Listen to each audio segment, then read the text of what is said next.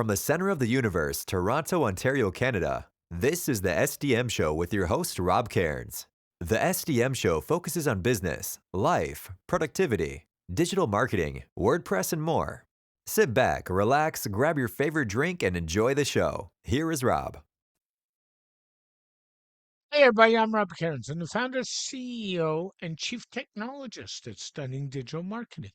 In today's show, Warren Laine-Naida joins us with his monthly SEO segment, and he's going to talk all about Google business profiles and how to optimize them. Sit back, relax, enjoy the show. This episode is brought to you by All-in-One WP Migration, the most trusted WordPress migration plugin with over 60 million sites served. Whether you are switching hosts, changing domains, or moving to a new server, All-in-One WP Migration makes it one click. Try it for free at WordPress.org or visit servemass.com for pro features. Hey there. Hey, Rob. Thanks for the introduction. It's Warren again this month.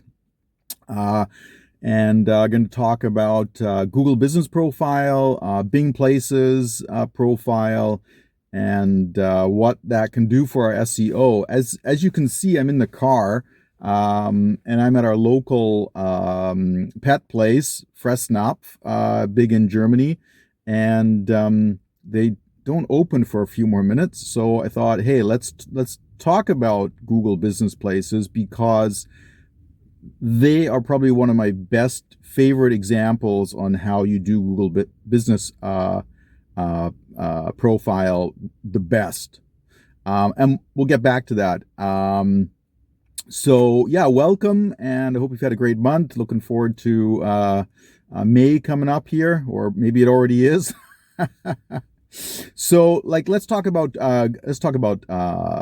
Google Business Profile and Bing Places. I mean, you probably have one. I've got one. Just a small business. You can have them for nonprofits. And what's really great about both Bing and Google is that if you've got multiple locations, you can have a business profile for each location, and that's really really important. It's a local SEO asset, but I think it's also a lot more. You can get into local pack, the local maps. You're going to get right in there in the top 3 results. I think it's really important. In the local pack, you're present in Google Maps. And also, I mean, especially going forward, it can really support voice search, and we're not all optimized for that yet, but I think going forward, definitely. So, I mean, if you've already got Google Business Profile or if you've got Bing Places, I don't want to preach the choir, but certainly, if we're talking best practice, your Google profile, your Bing Places, it's one of the strongest local ranking signals that we have. People don't need to guess. It's really a great way for competitor analysis, and so if you've got a category and you can choose the category, you can choose up to 3. They don't have a great selection, but certainly if you can cover your main category, that's basically your search term, your local search term, and you can use that, like I said, as a ranking lever. This is, I think, really important. What's really underused are the products and services, and the articles, little blog articles you can put in there. This really helps with long tail discovery. It's really keyword rich, and it's free. All these services are free. I mean, so get your products and services in there. I think that's really important. Of course, they have reviews, and reviews can be good, but of course they can be abused. I think we've all had experiences of that.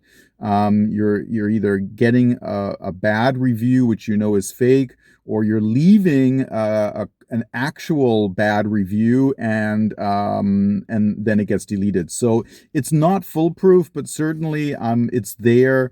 And for off-page SEO, I think this is really important for getting into the conversation. Just make sure that you reply to the reviews. I mean, I had a hotel reply to a review that I made 7 years ago. Don't bother replying. You're just making yourself look bad. And use real images. Okay, they don't have to be perfect. And if people come to your hotel or look at your, food on their plate at the restaurant or anything like this, they want to see what they saw. Okay, don't use AI images. Don't use stock photos if you can avoid it. Your own blurry picture from your phone is going to be a lot better because it tells a real story, and I think that's really important. And if you do use the blog post function, it's a freshness signal. So I mean, definitely keep those up to date.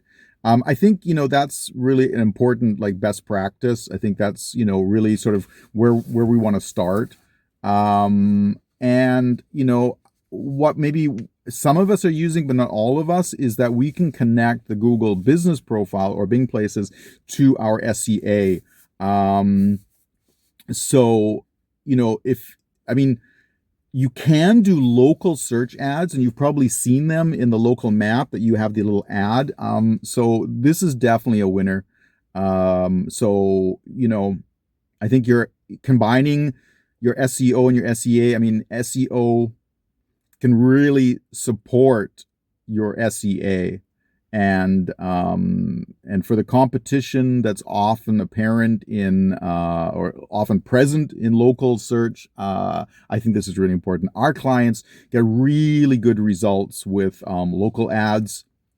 If you connect that with specific things that people are looking for, certainly you're not going to get any movement if you have your ads for a barber near me or things. But if you are running your ads for those things that people are looking for and they want help with, hair removal for men, hair coloring for women, within 24 hours, these sorts of very specific things, I think then you definitely get, you definitely move the needle. So yeah, I mean, I don't want to drone on about all these things you probably already know about Google and Google Profile and Bing Places, but it's a reminder. Use it. Use them, both of them. They're free. You can migrate any existing Google product into Bing. So you've got a Google Business Profile, you've got Google Search Console. They migrate into Bing. You don't have to set it all up again. And you can click a button and it keeps them actualized. So, I mean, definitely do that. So, I mean, for me, I really try to think about these sort of out-of-the-box SEO ideas or these niche things. There we could definitely do a lot more work. Like I said, a lot of people, they're optimizing their local businesses for, dentist near me or hairdresser near me or, dog grooming near me. Commodity search, commodity terms. So I would definitely avoid those. You can build a niche relevance. And I think that's really important because that will support long-term your AI search or GEO. So, you can leverage your posts. You can leverage the Q&A in Google Business Profile. You can leverage your services. So it's not like people are looking for tax advisor near me. They're looking for emergency tax advisor for freelancer. And, this is what you're normally doing on your website, what you're trying to leverage your keywords. You can do that in Google Business and Bing Places as well. And this is much more effective for local. And it transcends that awareness phase. You're writing a blog post for vegan, gluten-free birthday cakes for kids' parties. this is nice as a blog post. This is fine for awareness, but for local, we have to move into that 20% that's paying our bills, the 20% of SEO that's conversion. So this is going to be much more effective in your Google business profile or your Bing Place profile, where you actually have that as a service, you have that as a blog post. You're featuring this in some sort of deal, because your blog post is going to get lost. Yeah, so I mean, you've got to monetize your SEO somehow. So, and I think this is going to work because Google is they're continuing to to really match intent rather than keywords. I mean, what's everyone talking about? Non-commodity versus commodity keyword content, keywords versus entities, and Google is definitely continuing to go in that direction. Especially if we're talking voice. If you want to talk with Alexa or Siri or any of your voice assistants, those sorts of local intent matches are really, really important.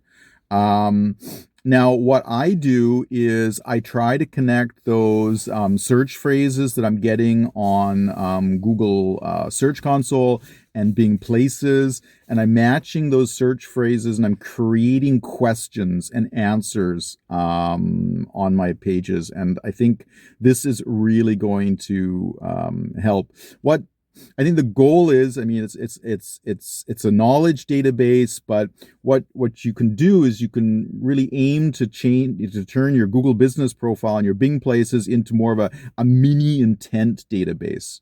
Okay, really granularize the intent. So yeah, this is where I think we could get much more leverage out of our Google business profile.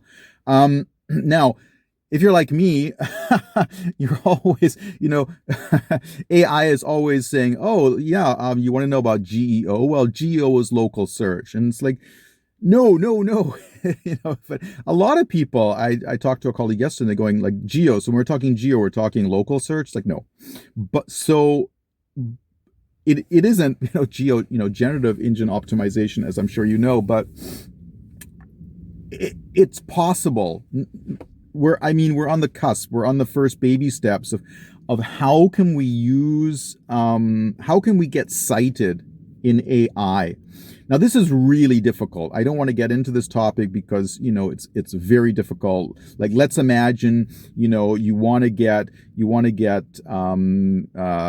picked up in that query fan out, and you want to be cited for, emergency tax solutions for freelancers. Well, you got to probably write 10,000 blog articles about this so that, when AI is fanning out and checking all possibilities, they keep coming across yours. So, how can we use it? So first, I think like a little reality check, because LLMs and then wrappers like Perplexity and things, they don't rank like Google, okay? They cite sources. All right. So they don't really care about your reviews. They don't care about where you are.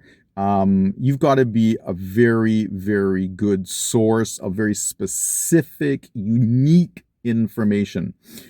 And this is why a broad term like tax advisors near me is generally bad. But if you are highly visible for what no one else is visible for, let's say emergency 24-hour tax advisement for graphic design freelancers or something, it's really extend that long tail and make sure you really hammer away and make sure no one else is touching this. I think you have a better chance. So, I think that this new SEO layer that we have, this citation SEO, a little bit, I guess, extension from the, conversational SEO, except that we're having that conversation and hopefully that citation from AI.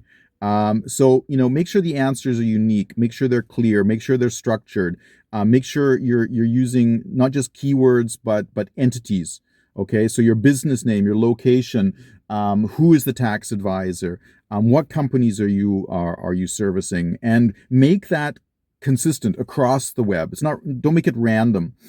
So regardless of where people are searching, regardless where AI is fanning out, they're always seeing your name, your solution, your niche, your location, your specific location constantly. I think this is really, really helpful. Google Business Profiling, Bing Places will support this because they are then validating you as an entity. Your business is real. It is valid. It is validated. And I think this is really, really important. You've already got the NAP consistency, hopefully, though I tell you how many places I go to and their opening hours are not the same as Google Business Places. Or maybe the building itself, the physical building is gone. I mean, don't be that business. But also what goes into the citation is the trust signals. I mean, you've got reviews, you've got activities, and I think this really, really, really goes a long way to reinforce our SEO. So, if we were talking about like best wedding photographers, like in Berlin for small weddings in June, AI is interested in that as a citable source, and not because that is a long tail keyword on your blog post. So they're going to pull entities, they're going to pull names of photographers in Berlin who are doing that. They're going to cross-check reviews, they're going to cross-check, they're going to look for consistency. So it can help you get cited. There's no guarantee, but you cover all the bases. You've got your Google Business Profile as a ranking factor, you've got it as an ad asset, you've got it hopefully possibly to be sourced by voice search, and hopefully maybe AI. So why not? What we don't know today doesn't mean is not going to happen tomorrow. So over to our friends Fressnapf. Why I really love these guys is they have like 100 locations, probably. Every location, and there's like 6 here where I am in Dortmund, every location has a Google Business Profile. And they have a link, all the links, they say website. Now, if you go to a website on Google Business Profile, what most websites do, what most businesses do, which is really stupid, is you land on the homepage. And okay, I'm at your homepage. Now what am I supposed to do? I'm on a local search. Smarter is that link to the website goes to a specific landing page where you are serving locally. Now, what Fressnapf does, and I love it, is they have so many different locations. Some are large, some are small, but every location has unique services. So if you click on the Google Business Profile or the Bing Places profile, it says website, you don't go to the homepage. You go to the landing page for that specific physical location. There is a picture there. There's the map. And what they do is they list services found at this location. So you can see, oh, does this one have the dog salon? Does it have the free parking? Does it have free delivery? Does it have a kids' play area? Is it the location that has the aquarium, like the fish? Not all of them have fishes. Not all of them have dog things. Some have dog scales. Some have like all sorts of stuff. And that's locally really important to know, and very useful. And it builds your... it builds the conversation. People can start talking about you. I'm talking about them. They're really best practice.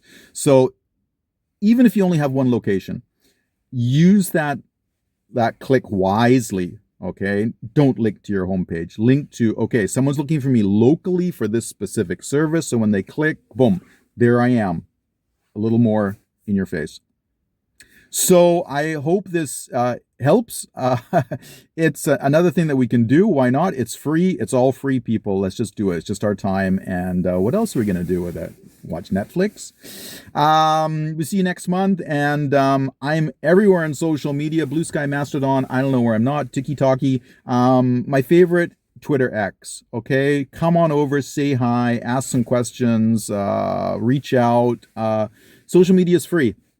So get in the conversation. We'll see you next month, and have a good one. Ciao.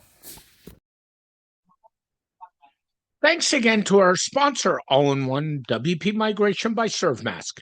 Export your entire WordPress site in one click, import it anywhere. No server access needed, no command line, works with every hosting provider. Free on WordPress.org, or extension at servemass.com.